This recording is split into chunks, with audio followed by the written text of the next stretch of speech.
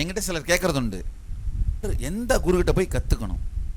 இந்த கேள்விக்கு நிரந்தரமான விடை கொடுத்துறேன், கேட்டுக்கோங்க, ஆழ்ந்து கேளுங்கய்யா. யோகம் பழகிறதுனாலும் சரி, குண்டலினி பழகிறதுனாலும் சரி, கிரியைகள் பழகிறதுனாலும் சரி, வாஸ்து, ஜோதிடம், ஜெம்மாலஜி, எது பழகிறதுனாலும் சரி, எதை கேட்டுக்கிறதுனாலும் சரி, எந்த தீர்வானாலும் சாஸ்திர பிரமாணத்தோடு ஆத்ம பிரமாணத்தை சொல்லுகின்ற குருமார்கள்ட்ட மட்டும் போங்க. சாஸ்திர பிரமாணத்தை மறுக்கின்ற, என்னுடைய ஆத்ம பிரமாணமே எல்லாம் என்று சொல்லுகின்ற அகங்காரிகள்கிட்ட போனீங்கன்னா காக்கா பிரியாணி தின்னுட்டு வந்துருவீங்கய்யா, ஜாக்கிரதை.